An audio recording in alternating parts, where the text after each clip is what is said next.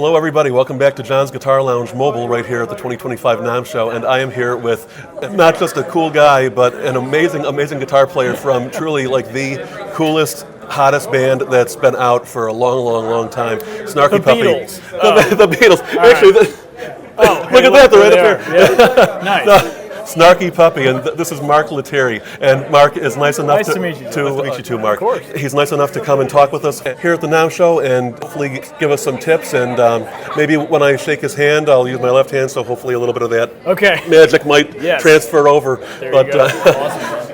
So I run a guitar-centric channel, so cool. Not surprisingly, I'd love to talk some guitars with you, if that's okay. You got it. How old were you when you started playing? I was 12 years old. 12 years old? 12 years old, yeah. What got you into it anyway? I think it was a combination of just general adolescent curiosity. My dad plays a little bit as a hobby, and so there was always an old acoustic guitar laying around the house. Oh, cool. It's actually been the same guitar since I was a kid. He's only owned like 2 guitars. It's an old warhorse from the 60s that he had. It's old. It was like a Martin, I think.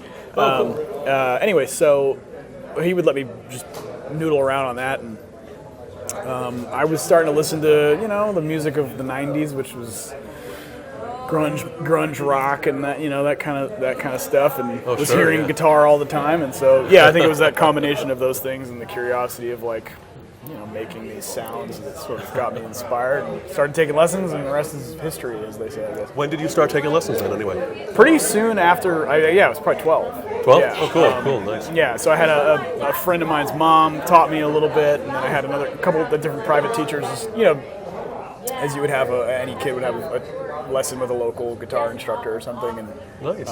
They were all great and helpful and inspiring, and there you go. So that's the best thing I think anyone can do for a young guitarist is just inspire them in whatever way you can, whatever you can teach them. I mean, I learn stuff from everybody, and I try to, pick up whatever I can, wherever I can, whenever I can, And I mean, I think that's life in general. Yep. But especially for the guitar, because I need all the help I can get. Yeah. So, you and me both. You never stop learning. You know what I mean? Never stop learning is true. So I got to ask you, what was your very first guitar?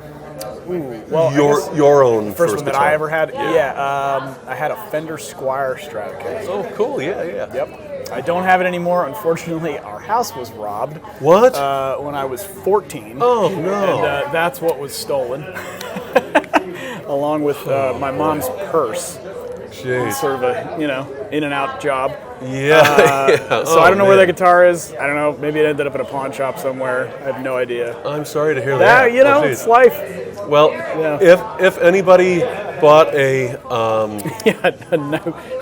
Squier Stratocaster, Fender Squier Stratocaster. Yeah, if anybody bought something like that on a pawn shop or you would know it was mine because I think I wrote or drew on the back plate with like a gold Sharpie. I just started doodling on it. Oh, that's funny. If you look there, you'll know that it's mine.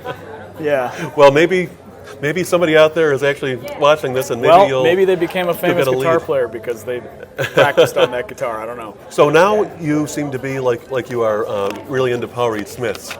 I do enjoy their guitars quite a bit. Yeah. Why is that anyway? What is I it think about they're some of the best PRS? on the planet. Well,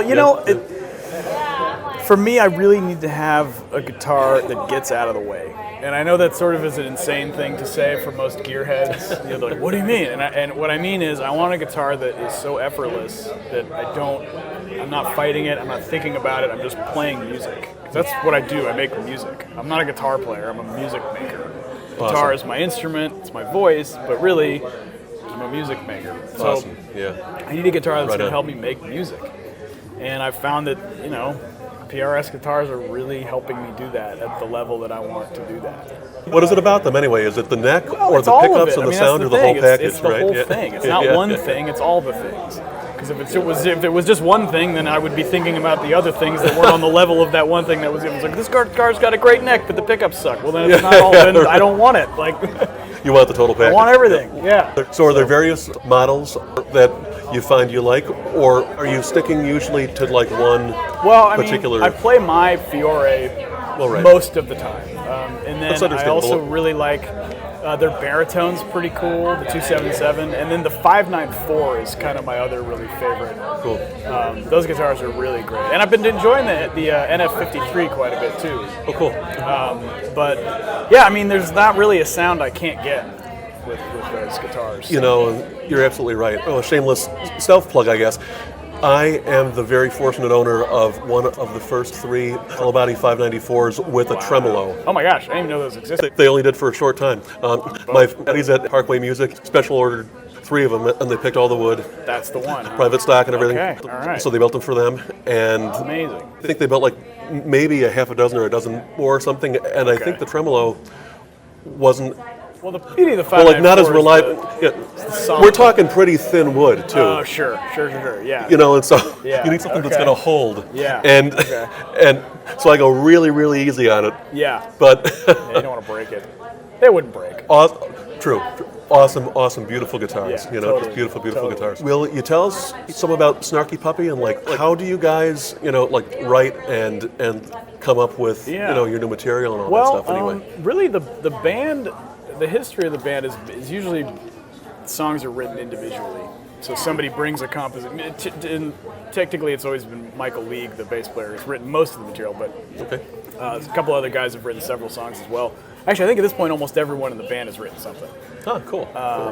Our last record, Empire Central, had a lot of different writers from the band on it. And basically, how it works is somebody brings in a song, a demo. And nobody really brings in sheet music.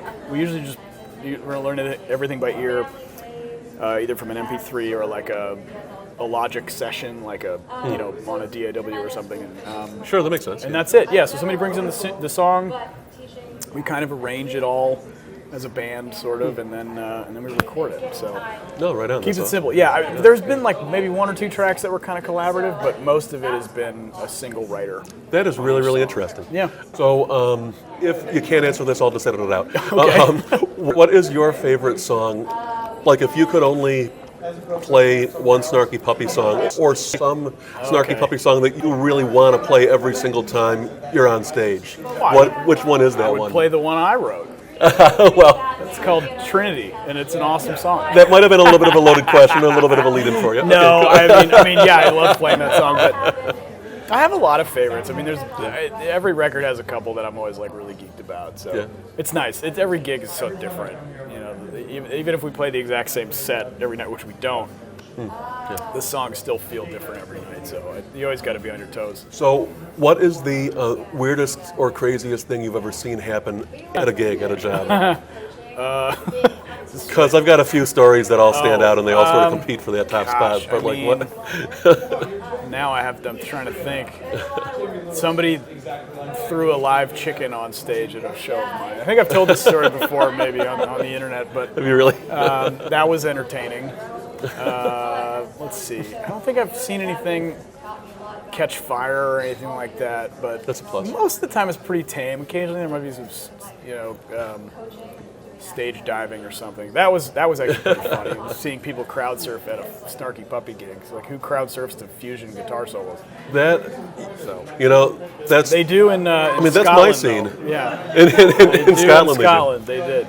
Yeah. If I ever tried to crowd surf as big as I am, and maybe you can't tell You on, just give on people camera. a warning. You know? Yeah. I in. don't think that would do Yeah. much good. I would hit the ground pretty quick. So, what is next for Mark Lettieri? Let's see. The Mark Lettieri Group, which is my band that plays my music, is doing a tour in Europe from March to April. So if you're in Europe, you can go to marklettieri.com/tour, and there are the dates. Snarky Puppy's doing a music festival in Miami called the Ground Up Music Festival, and that's in February. And then in the summer, the Fearless Flyers are doing a bunch of stuff in Europe. So there's all sorts of things. Wow. I'm pretty active sounds on awesome. social media, so if you want to know what I'm doing, just follow me there, and you'll see all the tours and all that sort of stuff. No, that certainly makes sense. Yeah. So if I can ask you also, I've got a lot of students on my channel and stuff. What do you think would be the best advice that you could give, 12-year-old Mark, 12-year-old like starting out to play and...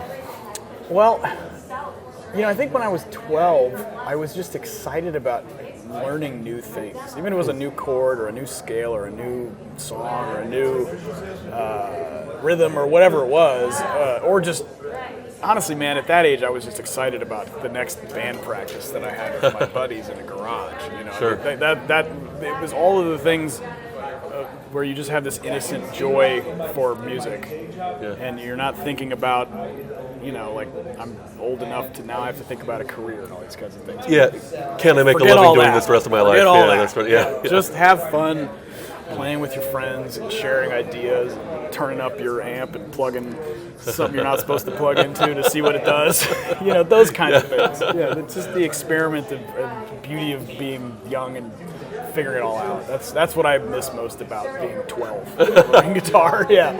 That's actually a really, really cool thing, and nobody's ever really come close to saying that. It's normally Well, like a more formulaic sort of a thing. I don't care about you know, that. Practice these scales. No. You know, I mean, make yeah, sure you learn obviously. That's learn obvious. chords further up the neck. Well, you know, that's obvious. You know, right, you know the yeah. technical things you need to do to get better. There's kind of not really a way to get around that. Like, if there's something you don't know how to do, there's ways to figure that out. But I think the beautiful thing about music is that it should bring you joy, and whatever you're doing should be fun.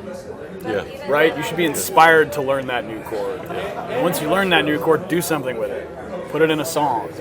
Good point. You know what I'm saying? Like, You're absolutely right. make sure you like doing it. So, Because we love it, and it brings us joy, and then playing music for other people Well, that's the thing. brings them joy too. And think about all the people. It's like, look at a guitar builder. A guitar builder has a passion for building a guitar, and then Right. we enjoy playing them, and that's Right. our passion. And then other people, you know, listen to Yeah, those you gotta instruments share- making music. That's right. And It's about sharing the all good those vibes. different touch points. I agree. To use my douchiest term, I don't think I've ever actually used the word touch point before. I don't know. okay, that's good. Yeah. Well, Synergize.